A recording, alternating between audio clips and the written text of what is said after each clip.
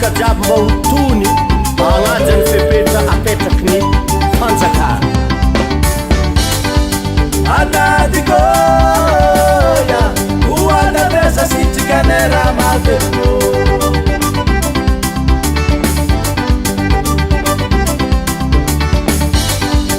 atadikoya oatabesa sitrikanera maveko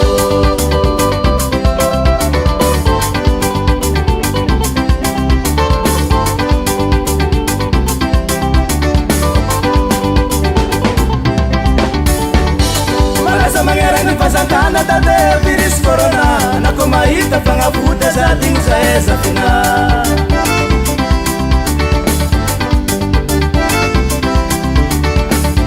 malaza mangerani fasakana tate virus corona nako mahita fangavuta zatigny zaezafinao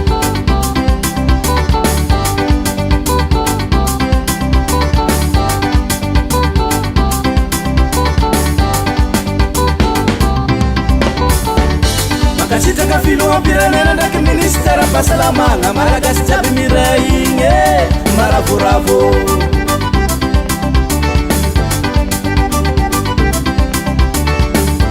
o misy raha tsy mazavazava vale aza misalasala magnatso fitany filaminagny e andamigny atsika jiaby iangaviagna atsika mbo agnajelagnelan'io ô mety raha raiky fa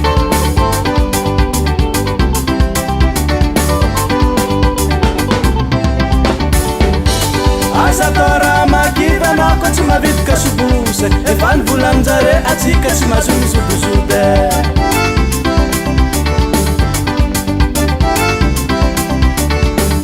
manasa tagnana mitsavogna vaky tsy mifagnasyose na olo fakadiany antie tsisobosoe akia kiamono kalsiogna ty dahy ndraiky ravinagnagnambo zany o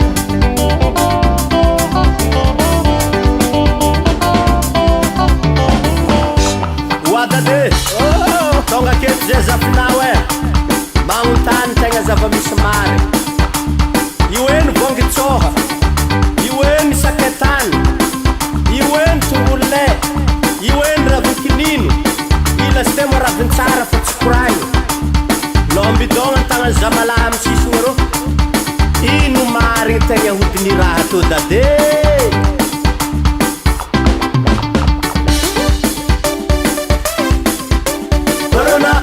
aza mandende ato ana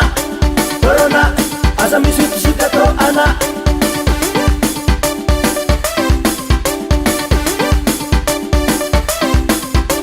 corona aza mandende ato ana